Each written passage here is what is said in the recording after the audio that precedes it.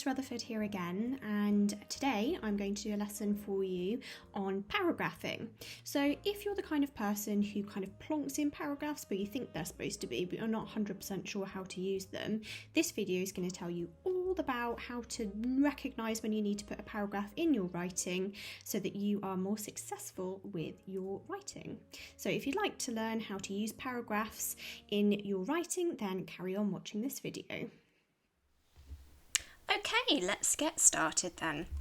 So, as the same as last time, what I'm going to do is just tell you what we're going to go through in the correct order, and I will put the timings in the description box. So if you want to jump particularly to one area, then you are more than welcome to. So we're going to start off by going through some paragraphing myths and busting them. We are then going to have a look exactly at what a paragraph actually is and what it does, so you know the purpose behind using paragraphing. Then we are going to apply some paragraphing in different situations, and then we're going to finish off with a little exercise to practice what you've learned in the lesson, and of course we'll go through the answers as well. So I thought it might be quite helpful to start off by going through some what I think are very commonly held paragraphing myths, and I've actually taken these myths from my teaching experience, so things that students have said to me, and actually if I think back to my own past as well in learning about paragraphs, what I thought as well. So the first one is one that I definitely did think when I was younger. I didn't really understand paragraphs a long time ago, and I've had a lot of students say this to me. So you need to change to a new paragraph when you feel like you've written too much. So there's no real rhyme or reason behind it. You just switch to a new one when you've got too much writing there. And that is one I believe. That's our first myth. Then the second one, you can't have a really short paragraph. So again, I've seen some of my students' work and they've said, but you can't possibly just have that as a paragraph, it's one sentence. Well, actually you can. Sometimes it can be really effective, especially if you're trying to build tension or really draw your reader's attention to one particular focal point of your writing. It can be very powerful indeed. And then finally, paragraphing is used to make your writing look better, so for aesthetic reasons, and in fact it isn't. So these are all paragraphing myths, and hopefully they are well and truly busted for you now. So I'm going to teach you exactly how paragraphs work, and they are very functional indeed, so we shall see. Right, so let's answer the question, what is a paragraph and what does it do as well? So a paragraph looks like a chunk of text in its groups of sentences together, sometimes only one sentence actually, sometimes even just one word, but it's used to organise your writing. It's a structural device that we use in our writing to help keep everything in a really sensible order. It actually breaks up the ideas that we're talking about into its separate topics to make finding information a little bit easier when you're reading it. And it can give clarity as well to your ideas and your expression. Again, like apostrophes, they are a very functional thing. Paragraphs are always doing something. They're always there for a particular reason. Listen, by now, you probably know that I love an acronym. So I am going to teach you another one today. And this one you may well have heard of before. Some teachers do it a little bit differently. But it is top tips. And this is when you need to change to a new paragraph in your writing. So each time you write about a different topic, you need a new paragraph, and I'll show you examples of all of these in a moment. When you focus on a new person in your writing, you need a new paragraph. Every time you change the time, that's another paragraph. Whenever you write about a new place, guess what? New paragraph. And finally, each time a line of speech is spoken by a different speaker. So those are the 5 main times that you need to remember to change to a new paragraph in your writing, so you can see that it is very prescriptive, it's very structured. There's a real reason behind all of these things. And you'll see that the letters at the start of some of the words have been put in bold there, and that's to show you that that stands for top tips. So if you ever forget, just remember those top tips. Okay, so we are going to go through each of the different reasons for changing to a new paragraph one by one. And we're going to start with the first one, which is for a new topic. For those of you who are wondering, yes, I do indeed do all the lovely illustrations myself. And yes, I am a huge fan of Cockerjacks. Here's Penny again, just to help me with this one here. So we're going to learn about Cockerjacks at the same time. So each time you write about a new topic or subject in your writing, you need a new paragraph. So this is what you are writing about. So I've got an example here of a couple of different paragraphs shoved together, and I'm going to show you how to separate them out, and hopefully it will make a lot of sense when you see it.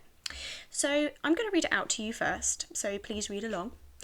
Cockerjacks need a lot of exercise. They need to be taken out for long walks twice a day and really benefit from playing fetch. These dogs are very playful and have lots of energy. Yes, that's definitely true, having Penny, I know that well.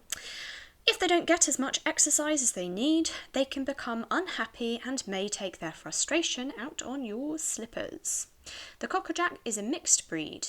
They are a combination of a Cocker Spaniel and a Jack Russell. They are smaller than a Spaniel and slightly larger than a Terrier. They love to dig, like a Terrier, and are really good at fetching, like a Spaniel. Don't get me started on Penny. She will run for miles and miles and miles, chasing after squirrels and balls constantly, and digging holes in my back garden as well. So yeah, she's definitely got those traits. Right, so looking at this here, we can see that there are actually a few different topics and subjects in here. So this is how I would organise them. I'd say, well, we're going to start with this one here.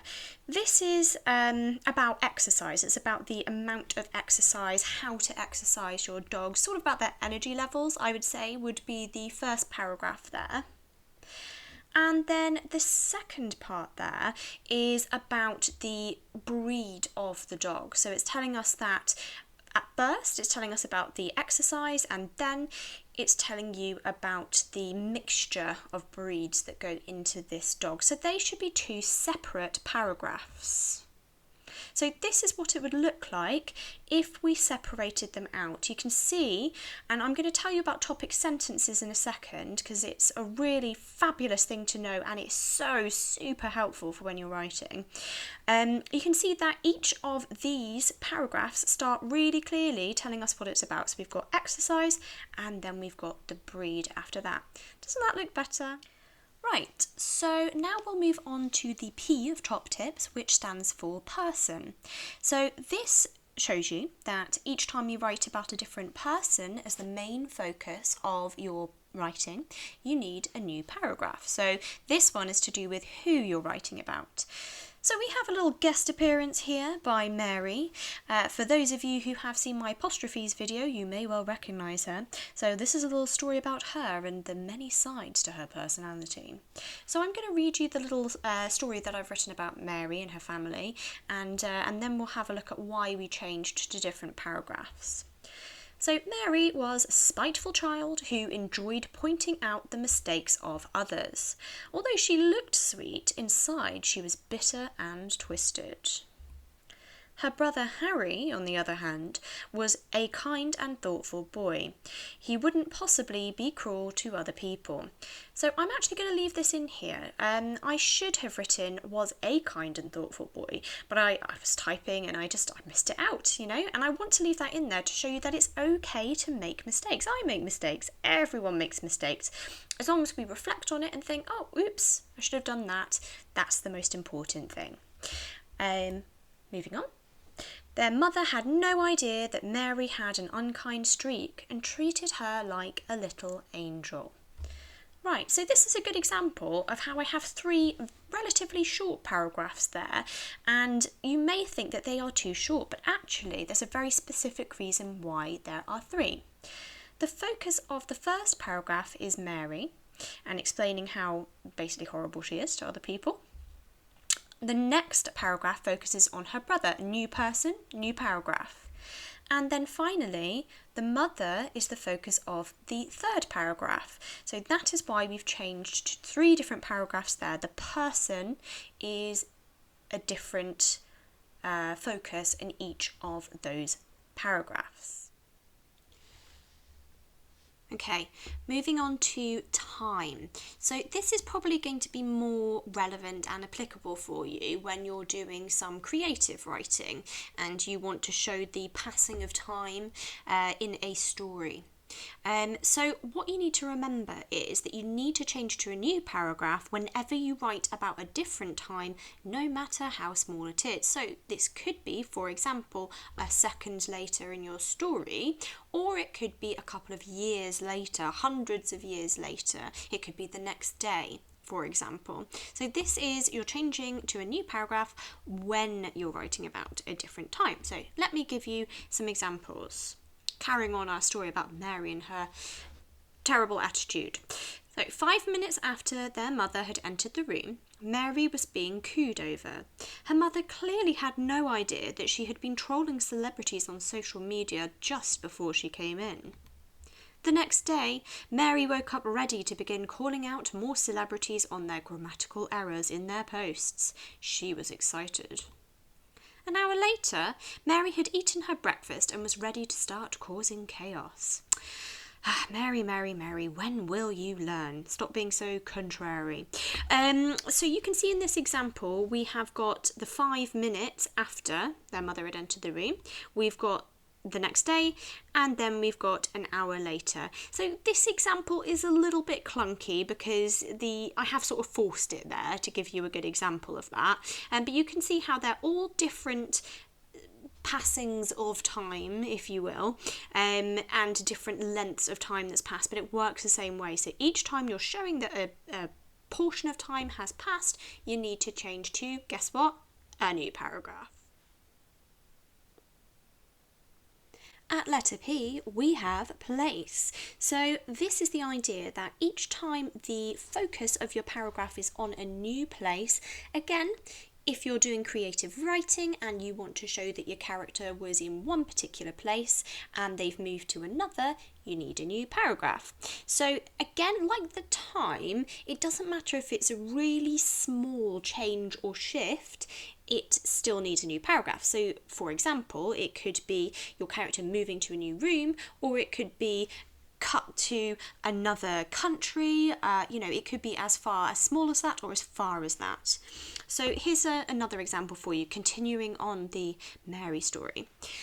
Sitting at the kitchen table and opening her phone, Mary's fingers began to itch with anticipation about the trouble she was planning. However, she needed some privacy. She couldn't get caught. Mary tiptoed across the hall and into the bathroom, shutting the door behind her. At the same time, in a coffee shop in Los Angeles, Casey Kemp was currently typing up her latest bleat, ready to post out to her 1 million followers. Right, so we can see here again 3 different examples of changing the place. It starts off with Mary sitting at the kitchen table, so it can be as sort of specific as that. Then she moves across the hall, and then we have a very different one here. So not only is it changing to a new place all the way in Los Angeles, I didn't actually say where Mary is, but I kind of envision her to be British in my mind, spiteful little British child like I was. Then we have not only in that third paragraph a new place, but we also have a new character as well. So we've shown 2 different reasons to change to a new paragraph there, but we're focusing on the place there. Right, so it's time for the one that is probably the most annoying one to wrap your head around, but hopefully I will help you with this one. So we are going to go over how to use paragraphing for dialogue, for when you have characters speaking in a story. So here we go, we're going to continue the story of poor Casey Kemp and her online harassment by Mary. Okay, so here we go. Here goes Casey. "Hey guys, check out my morning coffee. Yum," bleated Casey. Mary grinned with glee. "It's morning, you silly woman," she typed as a reply. Casey's face fell when she read the anonymous comment. "Apologies for my spelling, guys. I can't function without my coffee." "I think you forgot your apostrophe in can't," Mary typed. "Make sure you order a large." I love an excuse for a bigger cup of Java. Right, so here we have a couple of different examples to show you how paragraphing works with speech or dialogue in a story. So we start off with Casey having some speech there on her own line. So there it is. And then we switch to a new paragraph when our new speaker starts to speak. So here we have Mary speaking, so she needs a new paragraph for her line of dialogue. Now, I usually recommend leaving a gap in between your paragraphs rather than indenting, particularly when using speech. It makes it a little bit clearer. So Casey reads her comment and then replies on her own paragraph. So she's got a different paragraph again. So it doesn't matter if it's the same two speakers having an ongoing conversation between the two of them. Each time a new person starts speaking in that conversation, they need a new line, a new paragraph to show that that is them. It really keeps it clear and stops any confusion for your reader, and particularly when we get down to the bottom of this, as I'll show you in a second. So Mary replies. And actually, because Mary keeps speaking, we have Mary typed, then we have a continuation of her speech. She stays on the same paragraph. So if Mary kept on speaking there and yammering on and on and on about all the mistakes that Casey had made, she would have the same paragraph. She wouldn't need to switch to a new paragraph. We wouldn't need to switch to a new paragraph because it's still Mary speaking. However, if we look at the bottom here, I love an excuse for a bigger cup of Java, Java being a slang word for coffee in case you didn't know, that is actually Casey speaking, even though it doesn't say that it is. And this is why it's on its own line by itself. So we don't always have to have the information about who's speaking or the way in which they're speaking, as long as it's in a new paragraph, and that keeps it clear who is speaking at what point. Cool, right, let's have a look and see what you've learned with a very exciting exercise. I know you can't wait. Well, here we go. Right. What I recommend that you do here is read along with me, then pause it and see if you can identify where the different paragraphs should be using top tips as a guide. I'll read it to you to get started. The following day, Mary was watching the news and saw an interview with Casey Kemp. "What is it like having so many followers, Casey?" the interviewer asked. "It can be difficult," Casey replied. "Sometimes people can be unkind, and they don't realise the effect it can have on me." Mary was horrified. She had always just seen her corrections as a bit of fun. She never really thought about the people she was messaging getting really upset. After the interview was finished, Mary decided to tell her brother about what she had been doing. He always gave the best advice, and she really had begun to feel awfully guilty. Mary arrived outside Harry's bedroom and cautiously knocked on the door. "Come in," a voice from inside murmured. When Mary entered, Harry was sitting at his computer playing a game. He was clearly focused on trying to beat his current level. So, yes, I know, it's a bit of a cliffhanger there, but that gives you a bit of an idea about where the story went. She felt remorseful for her actions. Maybe she can be saved yet. So, Pause the video here at this stage. You could try writing it down and identifying where you think the different paragraphs are. You could write the first couple of words from the start of each new paragraph. As a bit of a challenge, if you want to push yourself a little bit more, you could highlight it and say why you have changed to a different paragraph at that different stage. This is actually an exercise that I do with my classes quite regularly. So pause it here and have a go. So hopefully you have had a little go, or at least you've scanned through it and seen where you think the different paragraphs might go here. So I'm going to show you with my handy colour coordination here down the side where I would put them. So we start with the following day. And then we're going to need a new paragraph when the interviewer starts speaking. So that would be where our first paragraph would go there. Then we have a new paragraph next to "it can be difficult" because Casey is now replying to him. A different speaker needs a different paragraph. She continues on speaking when she says sometimes people can be unkind. That's still Casey speaking there, so we don't need a new paragraph at that stage.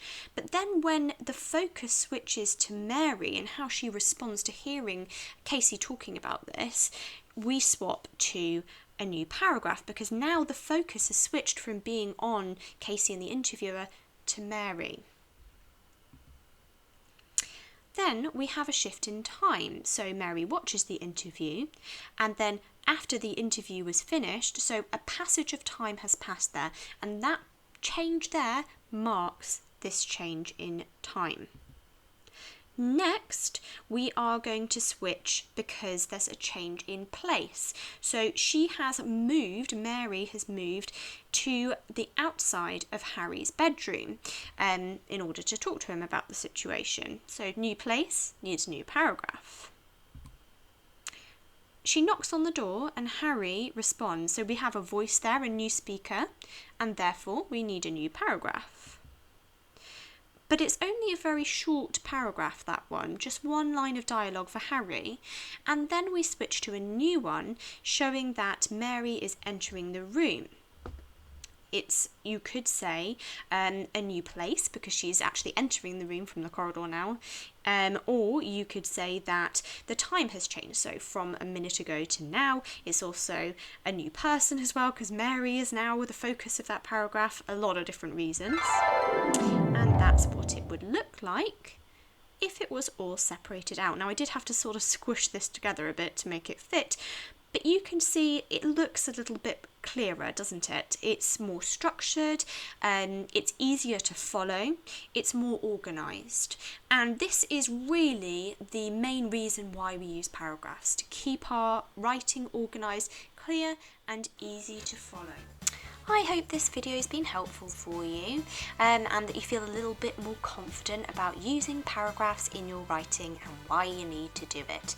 If you'd like me to make some more videos like this, just let me know.